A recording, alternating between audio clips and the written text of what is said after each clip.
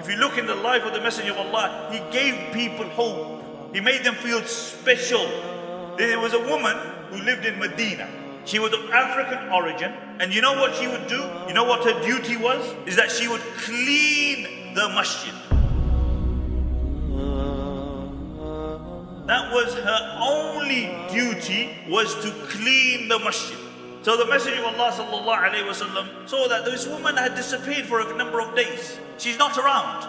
So the Prophet sallallahu alaihi wasallam asked the Sahaba radiallahu anhum, he said, where is that woman who generally cleans the masjid? But I haven't seen her for many days.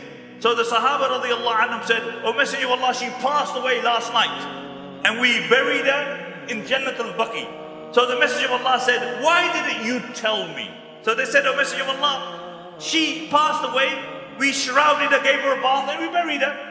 Generally, if you came from African origin and you lived around that part of the world, you were actually generally came from slave background.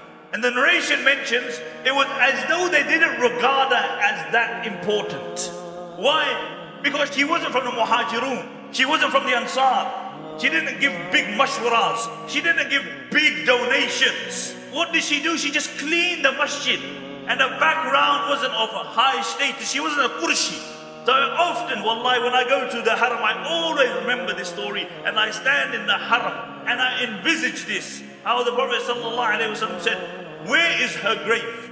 So he stood up from the masjid and he walked toward Jannat al-Baqi, and he stood on her grave and he prayed the janazah salah on her grave. I know nobody else besides this woman that the Messenger of Allah ﷺ stood on her grave after she was buried and prayed her janazah salah. Besides this woman who cleaned the masjid.